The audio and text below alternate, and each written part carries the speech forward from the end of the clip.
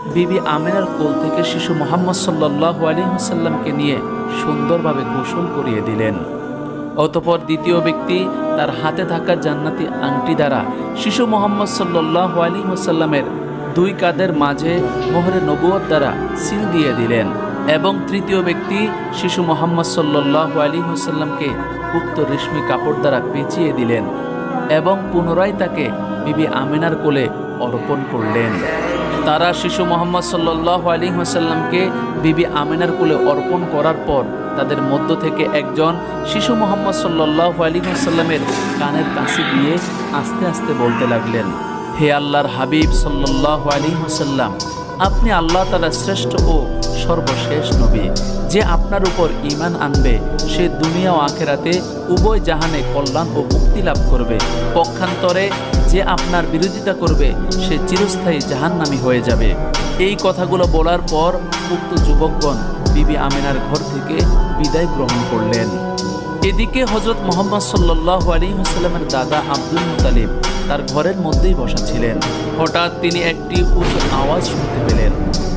আওয়াজ শোনার পরেই তিনি ঘর থেকে বাহিরে বের হয়ে আসলেন এবং আকাশের দিকে তাকিয়ে দেখলেন যে ফেরেশতাগণ আল্লাহ তাআলার তাসবিহ পাঠ করছেন এবং আশপাশে যত মূর্তি ছিল সকল মূর্তিগুলো জমিনে লুটিয়ে পড়ে গড়াগড়ি খাচ্ছে। এই অবস্থা দেখে আব্দুল মুত্তালিব অত্যন্ত চিন্তিত হয়ে পড়লেন।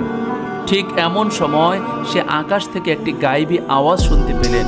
কে যেন বলছিল, হে দুনিয়াবাসী, এইমাত্র আল্লাহ তাআলার আখিরে নবী দুনিয়াতে তাশরীফ নিয়েছেন, যার কারণে পৃথিবীতে এমন অলৌকিক ঘটনা দেখা যাচ্ছে। এই আওয়াজ শোনার পর আব্দুল মুত্তালিব খানায় কাবার উদ্দেশ্যে রওনা করলেন এবং খানায় কাবার কাছে গিয়ে দেখলেন যে খানায় কাবা থরথর করে কাঁপছে। আব্দুল মুত্তালিব আবারও ভীত সন্ত্রস্ত হয়ে পড়লেন। এমন সময় তিনি আরেকটি গায়েবী আওয়াজ শুনলেন। কে যেন গায়েব থেকে ডাক দিয়ে বলছে, হে কুরাইশের সর্দার আব্দুল মুত্তালিব, তুমি ভীত হয়েও না, তোমার ভীত হওয়ার কোনোই কারণ নেই। গায়েব থেকে এমন সান্ত্বনা পেয়ে আব্দুল মুত্তালিবের চিন্তা একটু কমল। এরপর আব্দুল মুত্তালিব সেখান থেকে বিবি আমিনার খোঁজ নেওয়ার জন্য তার ঘরের উদ্দেশ্যে রওনা করলেন। তিনি আমিনার ঘরের কাছে গিয়ে দেখতে পেলেন যে কতগুলো সুন্দর পাখি আমিনার ঘরের চারপাশে ঘোরাঘুরি করছে এবং একখণ্ড মেঘমালা বিবি আমিনার ঘরের উপর ছায়াদান করছে।